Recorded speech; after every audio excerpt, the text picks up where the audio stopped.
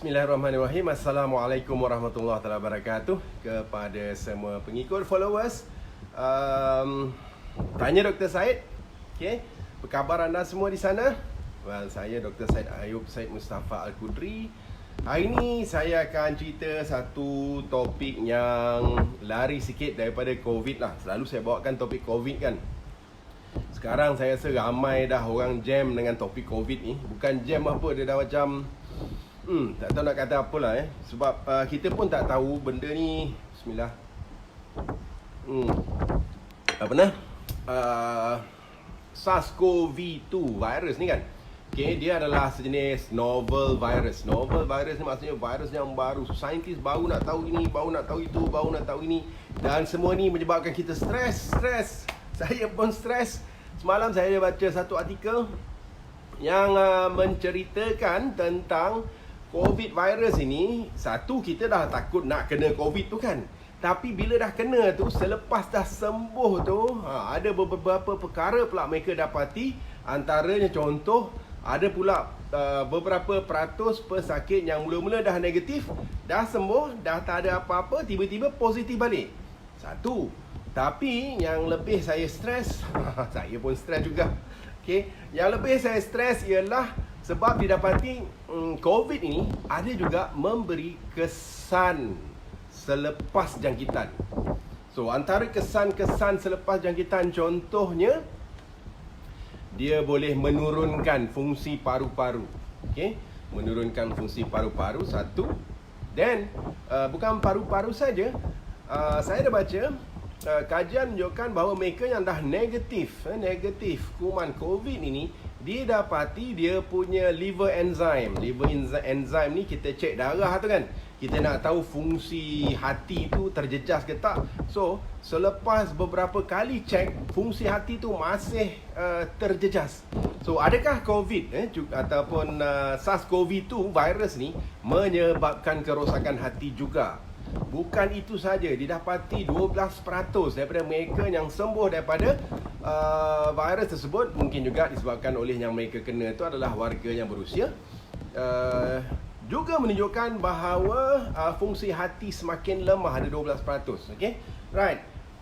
Tapi sekarang di US, dan kita tahu bukan warga tua saja, terutamanya warga-warga muda yang obese. Yang obese yang gemuk lah. Mudah juga mengalami COVID ini. Dan satu perkara lagi yang saya baca yang ini juga cukup menyebabkan kita rasa takut. Sebab apa? Dia kata COVID juga ada mempengaruhi T cells. T cells ni adalah sel darah putih yang bertugas untuk sistem imun badan kita. Kalau dipengaruhi T cells ni, maksudnya saintis dah bimbang benda ni macam seolah-olah kena HIV pula. HIV ialah HIV sudah jenis virus lain kan. So coronavirus ni apabila dia mempengaruhi T cells, mungkin dia juga boleh menyebabkan sistem imun rendah. Dan bila sistem imun rendah, mudah dapat jangkitan-jangkitan lain. So hari ni saya tak nak cerita COVID lah sebab banyak perkara yang kita masih was-was, tengah selidik. So kalau kita cakap nanti membimbangkan saja rakyat Malaysia. Baik tak usah, kita happy-happy, duduk rumah, senyum-senyum, ceria selalu.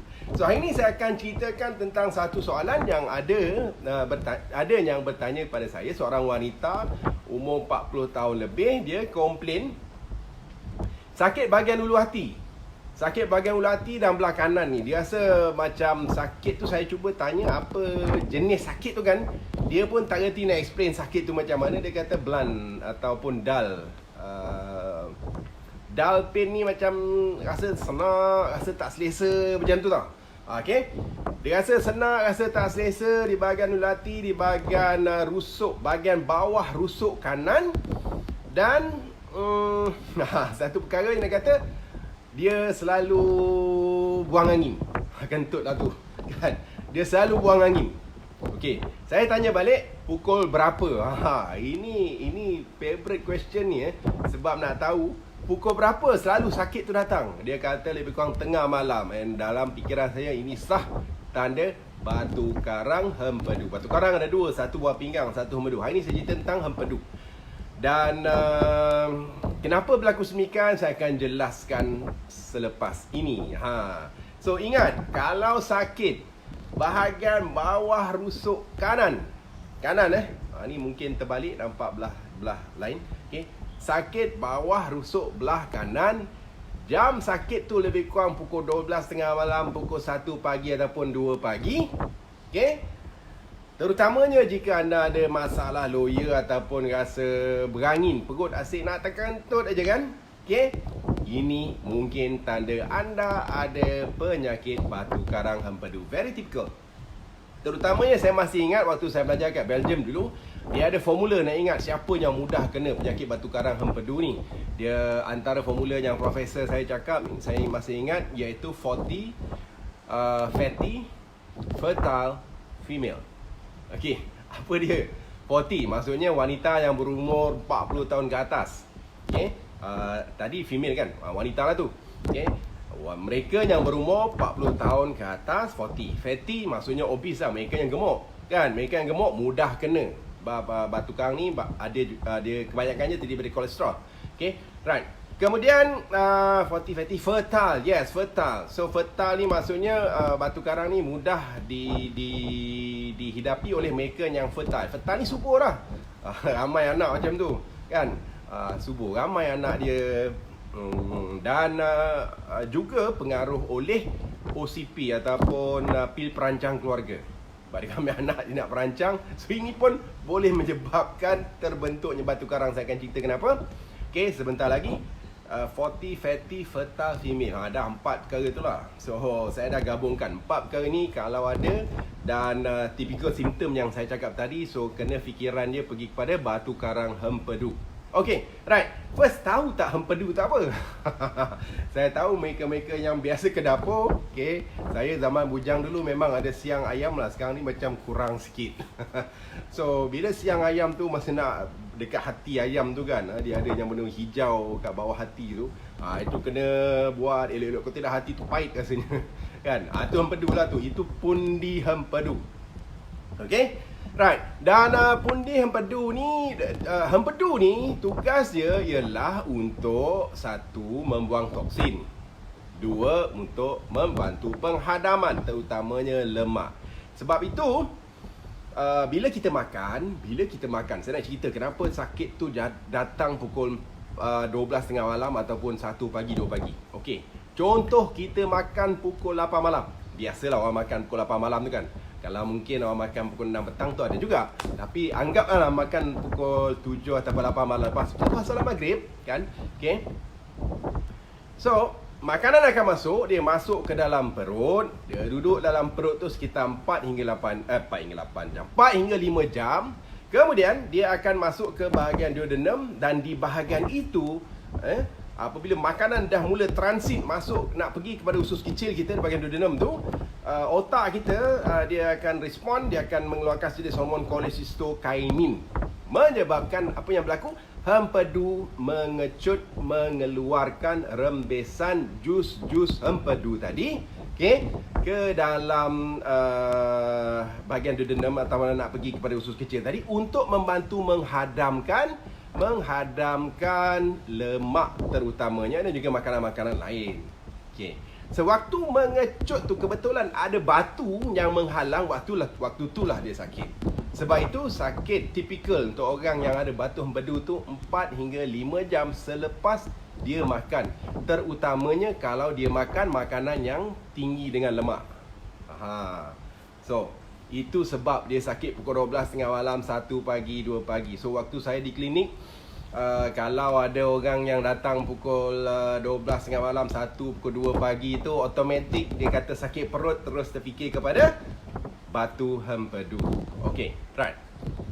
So hempedu ni kita tahu dia untuk menghadamkan lemak dan menghadamkan makanan. So proses ini sangat penting. Saya akan ceritakan juga. So apa ada dalam hempedu tu? Kita nampak warna hijau je kan. Okay, sebenarnya dalam hempedu tu adalah garam hempedu. Orang panggil salt, bile salts. Translate garam hempedu lah kan.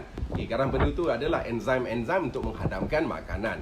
Okay, seterusnya dia juga mengangkut toksin keluar, dalam bentuk bilirubin. Okey, ini apabila sel darah merah kita dipecahkan, hemoglobin terpecah, dia akan jadi bilirubin. Bilirubin tu dia akan masuk, diproses dan dikeluarkan dalam hempedu untuk keluar menjadi najis kita lah. Sebab tu najis kita warna kuning sikit, sebab bilirubin ni dia tipikal, dia akan menyebab dia pigmen warna kuning. Okey, right. Itu satu. Dan nombor dua ialah kolesterol. Dia juga mengandungi tahap kolesterol, bergantung pada macam berapa banyak kolesterol yang akan dikeluarkan.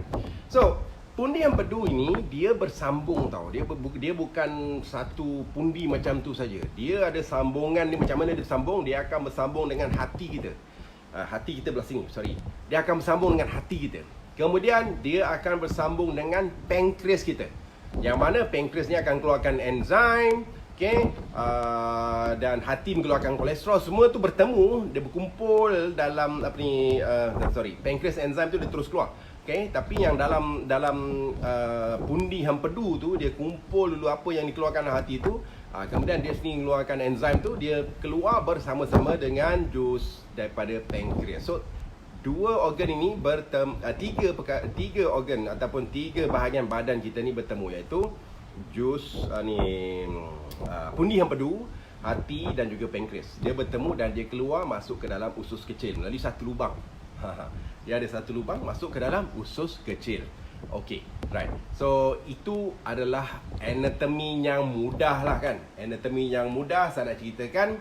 Dan kita tahu apabila berusia 60 tahun, ini kajian menunjukkan bahawa 5 hingga 10% lelaki pun mengalami masalah batu karang hempedu. Lelaki pun ada, bukan perempuan aja. Tetapi kalau wanita, dia boleh jadi setinggi 20% mengalami masalah batu hempedu. Dan tak semuanya ada simptom. Hampir 20% daripada mereka yang ada batu hempedu ni tak ada simptom. Okey, right. So batu hempedu ni sebenarnya dia boleh berbentuk halus, ya, maksudnya macam pasiran, butiran pasir. Dan dia juga boleh besar dan besar menjadi batu. Dan rekodnya dia orang describe sebagai bola golf. Ada juga batu yang sebesar bola golf, ya Allah. Okay. Penuh pundi hempedu dengan batu. Dan selalunya bila kita buka hempedu tu, kita nampak bukan satu je batu, dia banyak batu. Okay, right. Batu-batu yang kecil ni kadang-kadang dia akan keluar tanpa ada masalah. Sebab tu saya katakan tadi 20% daripada mereka yang ada batu hempedu ni tak ada simptom. Okay, right. Sebab dia boleh keluar sendiri. Okay, right. So batu hempedu ni terdiri daripada 80% dia terbuat daripada kolesterol yang jadi pekat. Okey, daripada kolesterol. Okey, 80% batu ni terdiri daripada kolesterol. Manakala yang selebihnya terdiri daripada pigmented. Batu kolesterol ni dia warna kuning kehijauan sikit. Manakala pigmented ni disebabkan oleh bilirubinnya batu. Bilirubinnya batu dia gelap sikit. Okey, so 20%, dan ada juga yang mix antara kolesterol dan bilirubin. Sebab tu bila kita buka, kita tak jumpa satu, tapi kita jumpa berpuluh-puluh batu yang ada dalam pundi pundi hempedu tadi. Okey, pundi hempedu tadi. Right. So kalau dah faham macam tu, kenapa benda ni berlaku lebih kepada wanita? Kenapa wanita 20% saya katakan tadi kan? Okey, 20% daripada wanita yang 60 tahun okey ada mempunyai batu karang. Kerana dipengaruhi oleh hormon wanita. Okey, maksudnya estrogen, hormon wanita ni, estrogen ni dia akan menyebabkan kolesterol tu lebih masuk ke dalam hempedu, mudah terkumpul, dikeluarkan, ya.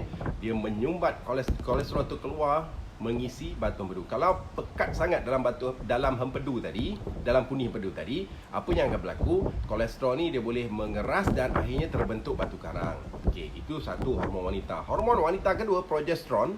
Okey, progesteron ini dia memperlahankan kontraksi pundi hempedu.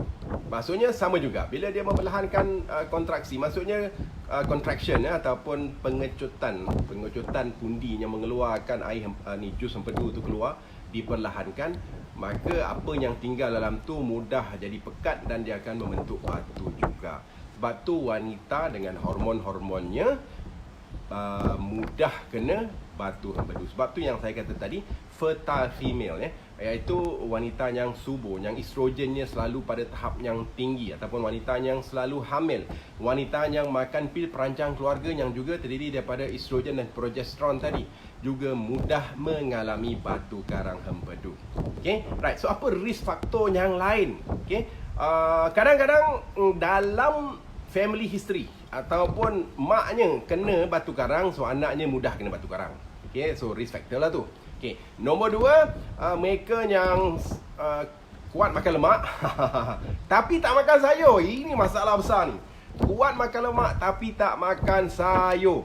Okay, ini pun mudah kena batu karang hempedu. Lepas ni makan sayur banyak-banyak. Kalau jumpa saya memang saya akan tegur, makan sayur tak? Okay, right. So, kemudian pesakit diabetes. Pesakit diabetes sebabkan mungkin disebabkan oleh gula yang tinggi, dia mengganggu autonomic, dia punya neuropathy, mengganggu sistem saraf autonomik dia. Ini pun mengganggu pengecutan ataupun contraction of the bile ataupun pundi hempedu. Kemudian kurang senaman. Ini gaya hidup sihat lah. Semua orang tahu senaman ni sangat-sangat penting. So kalau kurang senaman pun, obesity pun mudah kena batu karang hempedu. So jangan biarkan anda terbabit. Terutamanya musim MCO ni. Apa kata anda? Saya tahu ramai yang dah meningkat berat badan masing-masing kan. Saya duduk tengok Netflix, tengok Astro kan, duduk makan, tidur. Apa cerita? Tambah berat badan lah. Okay, right. So ini pun boleh menyebabkan masalah batu karang. Dan juga mereka yang diet gila-gila. Diet gila-gila maksudnya penurunan yang gila-gila lah. Okay, crash diet satu, ataupun mereka yang menjalani gastric bypass. Okay, gastric bypass ni sebab dia gemuk sangat. So ada satu pembedahan yang dia lalukan, dia ubah laluan, dia tak pergi ke perut, dia terus pergi pada usus kecil. Ini semua untuk nak menguruskan badan lah. Okay. So keadaan ini semuanya akan menjadi risiko faktor kepada batu karang hempedu. Okay. So kalau dah tahu risiko faktor tersebut, so kenapa berlaku, saya dah kata tadi, sama ada kolesterol tu sangat tinggi, dan ini akan memekat dalam pundi hempedu tadi, ataupun disebabkan bilirubin. Saya kata tadi bahan toksin yang dikeluarkan oleh hempedu adalah bilirubin. Sama ada bilirubin tinggi. Bila bilirubin ini tinggi, bilirubin ataupun pigmen daripada pemecahan darah merah tadi tinggi, apabila berlaku masalah gangguan pada hati, sirosis ataupun hati anda rosak. Okey, satu. Nombor 2, kadang-kadang berlaku apabila berlaku infection, jangkitan kuman. Nombor 3, ini kepada mereka-mereka yang mempunyai masalah darah lah. Antaranya mungkin thalassemia, yang mana darah dia punya darah merah tu pecah cepat, peramatang. Okay, right. So dua perkara itu juga boleh menjadi punca kepada batu karang hempedu. Okay, so sekarang saya akan bincangkan 7 simptom. Ni 7 simptom. Sebab ramai tanya saya, ni sakit perut macam ni, betul ke sakit batu karang hempedu ataupun sakit lain kan? Saya akan ceritakan 7 simptom, 7 tanda-tanda yang anda mungkin tak perasan pun, yang anda bahawa sebenarnya mengalami batu karang hempedu. Okey, apa simptom tersebut? Nombor 1, saya dah ceritakan sakit tadilah, dia panggil bile colic. Bahasa Australia bile colic. Colic ni dia sakit, dia datang dia sakit, lepas tu relax kejap. Lepas tu dia sakit balik, lepas tu relax kejap. Sakit balik, relax. Itu dia panggil colic. Intermittent lah. Okay, right. So bile colic macam saya cerita tadi, typical dia sakitnya susah nak describe. Dia rasa tak selesa, sakit yang kalau masalah panggil dull pain. Saya tak tahu macam nak translate dull ni kan. Dull ni rasa tak selesa lah kot, di bawah, terutamanya di bawah ribs kita. Okay, betul-betul di bawah, sebab dia di bawah liver kita dekat sini kan. So dia rasa di bawah ribs ni, dan kalau tekan bahagian tu, kalau tarik nafas memang dia akan sakit. Okey, bahagian kanan, bahagian bawah ribs. Okey. Dan benda tu macam saya katakan, dia akan berlaku 4 hingga 5 jam selepas makan. Dan benda ni selalu, kalau nak tahu dia batu karang ke tidak, dia akan berulang-ulang. Dia bukan kadang-kadang, yelah kita salah makan kena angin pun memang sakit juga kan. Tapi benda ni dia berterusan, dia berulang-ulang, dia tak hilang-hilang. Okay, dia tak hilang-hilang. So itu mungkin kita dah fikir ke arah batu karang. Okay, apa simptom kedua? Simptom kedua, dia tak load dengan ubat tahan sakit yang jual kat kedai. Okay, tak kira anda makan Ponston ke apa ke, dia tak ada kesan. So masih lagi sakit. Okay, dan terutamanya sakit ni juga tak dipengaruhi macam kadang-kadang kita rasa perut kita tak selesa kan, perangin ke apa benda kan. Kadang-kadang bila kita dah melepas macam tu, dah membuang kan, buang tak kira lah najis ke angin ke, kita rasa lega kan. Tapi ini walaupun kita dah buang najis ataupun angin, masih tak lega juga. Kita ubah posisi macam mana pun masih lagi sakit. So ini tipikal, maksudnya satu, dia sakit yang saya dah ceritakan tadi, macam mana rasa sakitnya. Dan kadang-kadang sakit pun dia boleh pergi ke belakang tau. Dia bukan saja sakit bawah ribs ni, dia rasa sakit dekat tulang belikat ni. Dekat tulang belikat, dekat tengah-tengah ni, dia rasa sakit. Dan kadang-kadang dia sakit juga dekat ulu hati. Okay, right. So dua. Dan yang dua tadi simptomnya dia tak load dengan ubat tahan sakit yang biasa-biasa. Selalu yang ni kita bagi ubat tahan sakit yang kuat sikit lah, yang mungkin morphine base ataupun sebagainya. Okay, right. Kemudian nombor 3, dia tiba-tiba dia rasa badan dia macam kuning je. Bukan sapu kunyit kan, badan kulit jadi kuning. Tak adalah kita nak tengok kulit. So macam mana nak tahu badan dah kuning? Nak tengok mana? Tengok mata putih. Tengok mata putih. Dah tengah sikat rambut, tengok asal mata aku ni macam kuning sikit. Itu tanda yang mungkin menunjukkan ada masalah di bahagian empedu ataupun di bahagian hati anda. Okay, right. So bukan saja itu, kadang-kadang dia mungkin mempunyai air kencing yang sedikit gelap, warna gelap air kencing dia. Dan juga dia najis dia tu, najis kita selalu coklat lah. Yalah, perang kehitaman, perang kuning kehitaman lah kan. Dia punya najis tu warna ni muda macam tu. Perang muda ataupun warna kelabu tiang anjing lah, yang muda sikit macam tu lebih kurang kan. Okay, right. So itu patutnya warna najis tu tak pekat lah, dia tak hitam. Okay, so ini tanda jaundice. Jaundice ni ataupun kuning lah, orang Melayu panggil sakit kuning. Okay. Dan sakit kuning ini mungkin disebabkan oleh peningkatan bilirubin apabila saluran empedu tu dah mula tersumbat. Bilirubin dah tak boleh keluar, dia macam budak-budak kecil yang kena sakit kuning tu lah. Bilirubin ni kan tinggi. So ni sama juga, bila bilirubin tak boleh keluar daripada badan, dia akan masuk balik dalam darah menyebabkan masalah kuning tersebut. Okay, right. Seterusnya itu nombor 3, maksudnya kuning. Nombor 4, dia rasa lawyer. Asyik lawyer je, nak kata pregnant tak pregnant kan. Kalau lelaki tu lawyer tak adalah nak pregnant kan. Dia pregnant. Dia lawyer. Dia lawyer dan mungkin dia confuse lawyer ni adakah masalah gastrik ke, acid reflux ke ataupun sebagainya. Tapi lawyer ni tak hilang-hilang. So typical lawyer sakit perut, tak selesa bahagian ulu hati, bahagian bawah ribs ini, dia berterusan, dia tak hilang-hilang. Dia datang sekejap, hilang, datang sekejap, hilang, datang sekejap. Dia bukan dia lega terus.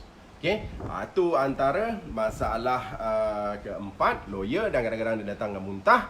Kemudian yang lebih serius, kalau dia dapat demam panas, dia dah mula demam, sakit perut, ini tanda bahaya. Kerana ini mungkin disebabkan oleh batu karang tu menyumbat terus rongga yang ataupun ductus, lubang yang menghubungkan antara pankreas pergi kepada usus, menyebabkan pankreas tu menjadi keradangan, pancreatitis. Okey, ini memang dia akan dengan demam, dengan muntah, dengan loya, yang sakit perut yang sangat-sangat. Okey, juga dia akan demam kalau dia berlaku jadi acute cholecystitis. Okey, acute cholecystitis ni maksudnya berlaku keradangan pada pundi empedu tu sendiri. Okey, dan ini memang sakitlah di bahagian tu, dia tak lega-lega dengan demam. Dan ini bahaya, maksudnya kalau pundi empedu tu dia kena blok terus, dan benda ni disebabkan oleh campur dengan keradangan tu, dia boleh pecah terus. Ini boleh menyebabkan peritonitis ataupun usus kita dijangkiti, seluruh usus bahagian bawah kulit dan bawah dalam perut kita ni kan. Peritonitis ni serius, okey, serius. Dia boleh, kalau tak dirawat, boleh menyebabkan kematian. So ini penting. Kalau sakit perut, demam, tekan perut, dia macam keras, macam kalau simptom medical dia panggil guarding ya. Dia keras. Tak boleh nak tekan. Automatik perut kita lembik macam tu kan selalu. Tapi kali ni dia keras. Okey, tekan sikit dia keras. So ini dia panggil guarding fenomena kan. Fenomena guarding ni. Guarding ni maksudnya dia guard lah, dia mengawal. Dia mengawal, guarding. Okay, right. So bahaya dia boleh menyebabkan peritonitis dan juga acute cholangitis. Cholangitis ni maksudnya disebabkan oleh saluran tu, aliran tu tak berlaku dengan lancar, kuman pula menyebuk kat situ, jadi jangkitan. Nah ini pun bahaya kerana jangkitan ini boleh masuk ke dalam salur darah menyebabkan sepsis. Sepsis ni maksudnya seluruh darah tu masuk kuman, pun boleh menyebabkan maut kalau tak diambil tindakan. So perkara-perkara ni memang dah serius. So kata bukan simptom biasa-biasa lagi. Anda sakit perut jadi keras, demam, pergi hospital cepat-cepat. Jangan jangan tulis jangan tanya dekat ruangan anda ni, tanya Dr. Said lagi apa nak buat kan. Terus pergi ke klinik. Okay, right. So itu nombor 5. Nombor 6, kadang-kadang dia bukanlah simptom. Ini kita boleh detect kalau kawan tu tiba-tiba berat badan dia turun mendadak. Mungkin dia diet ke, dia yalah selalunya crash diet lah ya. Ini mungkin kita boleh fikirkan apabila tiba-tiba dia sakit perut tu ya, dia boleh dikaitkan dengan masalah batu karang hempadu. Dan ketujuh, satu tanda yang kadang-kadang berlaku tapi anda mungkin tak perasan. Ini tandanya apa? Intense craving. Maksudnya anda terlalu intense. Intense ni intense lah kan. Craving ni rasa nak sangat-sangat benda yang manis dan berlemak. Nak sangat-sangat benda yang manis dan berlemak. Macam orang ngandung lah tu kan, ngidam. Okay, craving, mengidam benda yang bukan mengidam lah, dia nak sangat-sangat makan benda yang manis dan berlemak. Ini disebabkan oleh gangguan penghadaman. Sebab kita tahu apabila bile ataupun hempedu ni tak dikeluarkan, penghadaman tu terganggu sedikit dan ini akan menyebabkan nutrisi tak dapat diserap dengan sempurna dan tiba-tiba anda rasa sebab dia tak masuk, so anda rasa anda nak lah kan. So dia rasa nak sangat-sangat benda yang manis dan juga benda yang berlemak. Okay, so itu 7 yang saya dah cakap tadi. Dan apa seterusnya? Okay, of course anda akan pergi klinik. Kemudian doktor akan kalau ada tanda-tanda tersebut, pergi klinik lah pergi klinik ya. Doktor akan cek, dia ambil darah sikit. Kemudian mungkin dia akan buat ultrasound. Dan ultrasound memang dia boleh nampak ya. Kalau cholecystitis dia boleh nampak ya, bahagian dinding hempedu tu dah makin tebal. Adalah cara-cara dia. Okay, ada dia akan buat magnetic resonance lah. Ataupun satu yang selalu mereka buat ialah ERCP ataupun esophago retrograde cholangio-P pancreatography. Nak sebut pun payah. So tak payah campur. Okay, saya tak payah terang benda tu.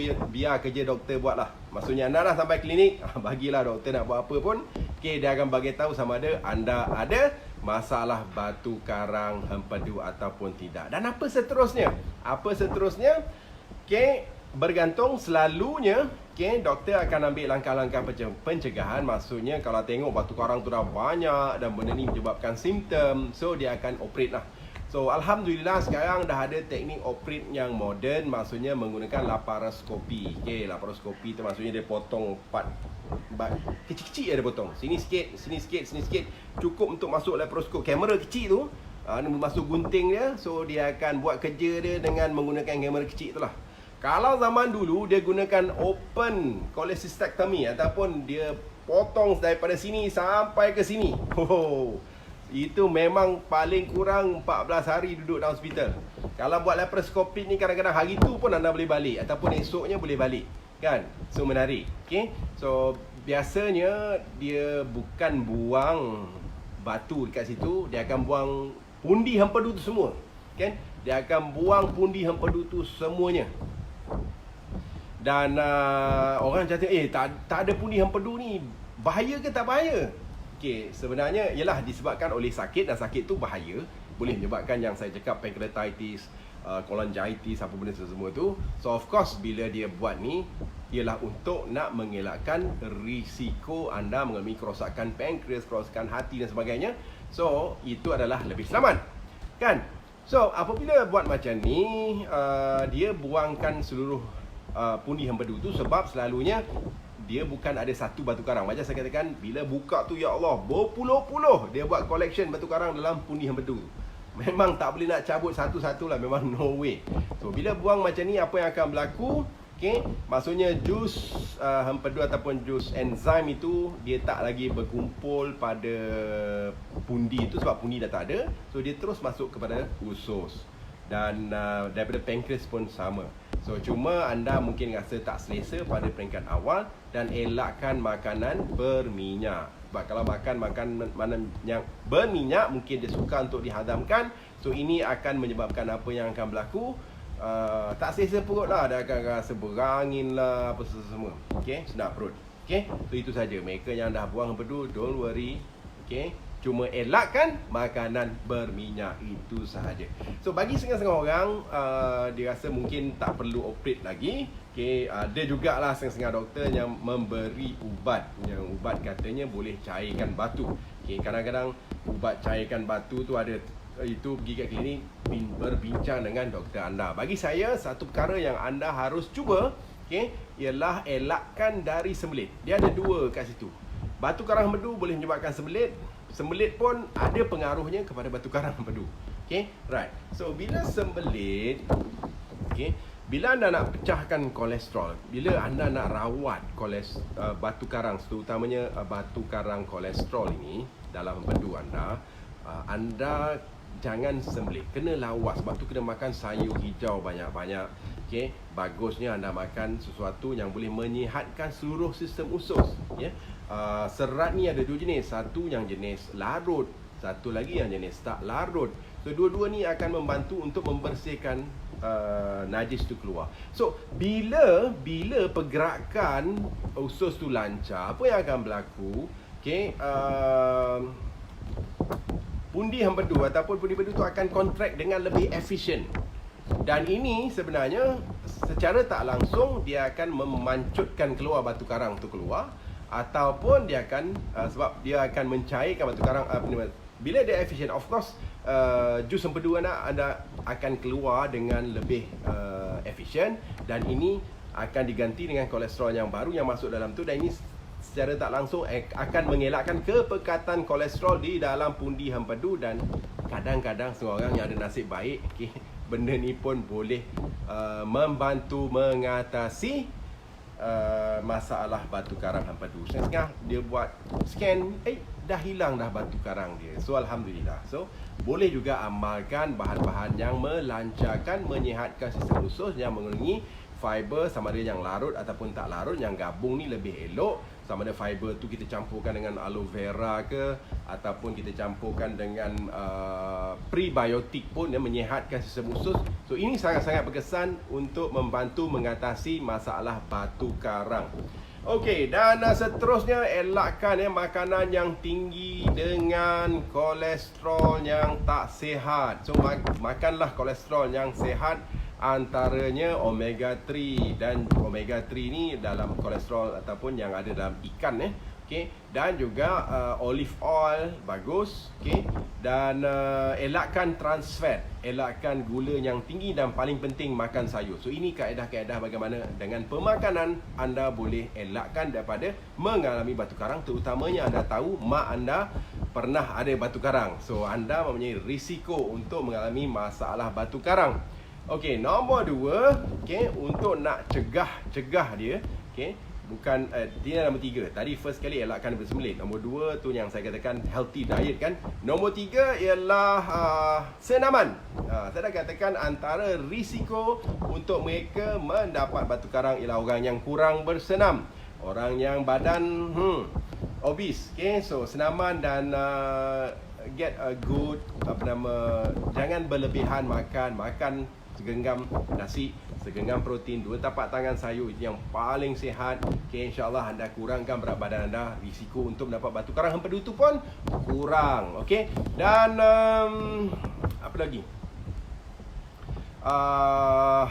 Well, boleh amalkan makanan-makanan yang boleh mencairkan hempedu anda. Contohnya makanan yang tinggi dengan bahan-bahan buahan, contoh apple, carrot dan juga lemon.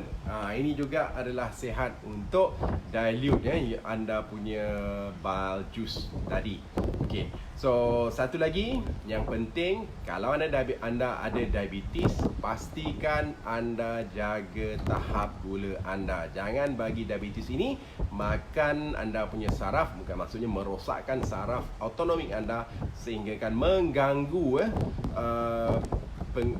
pengecutan pundi hempedu tadi, dan ini juga boleh menyebabkan batu karang. Sebab saya kata risiko untuk mendapat batu karang juga adalah diabetes. So bagaimana nak kawal diabetes, bagaimana nak cegah diabetes, bagaimana nak sembuhkan diabetes, saya ada satu page khas. Okay, apa yang anda boleh buat, type dekat Facebook anda bahagian atas tu search, okay, search, tulis hidup bahagia tanpa diabetes. Hidup bahagia tanpa diabetes. Saya ada berpuluh-puluh, beratus video dalam tu yang saya jelaskan apa dia itu diabetes, bagaimana nak kawal diabetes, bagaimana nak rawat diabetes, bagaimana nak cegah diabetes. Okay, insyaAllah bila anda tengok tu, ini boleh bantu untuk anda sama ada bebas daripada diabetes ataupun mengawal komplikasi daripada terjadinya komplikasi macam-macam, mata, rosak ginjal, potong kaki, sakit jantung, stroke dan sebagainya. Okay, so jangan lupa, okay, masuk dalam type search hidup bahagia tanpa diabetes, hidup bahagia tanpa diabetes, dan anda tengoklah dalam tu macam-macam video ada, segala info ada. Okay, right, so saya harap itu dapat memberi manfaat kepada mereka yang ada masalah kencing manis, seterusnya mengawal kencing manis anda dan juga mengurangkan risiko anda untuk mengalami batu karang hempedu, insya-Allah. Okey, itu saja. Salam ceria, salam sihat dari saya. Saya doakan anda sentiasa happy. Jangan lupa, kalau duduk rumah, jangan malas-malas. Buatlah senaman apa segala yang boleh pun. Kawal makanan anda supaya anda tidak meningkat berat badan ketika musim PKP ataupun musim MCO ini. Kita jumpa minggu harapan. Okay, SKB care for you, insyaAllah. Assalamualaikum warahmatullahi wabarakatuh. Sekian dari saya.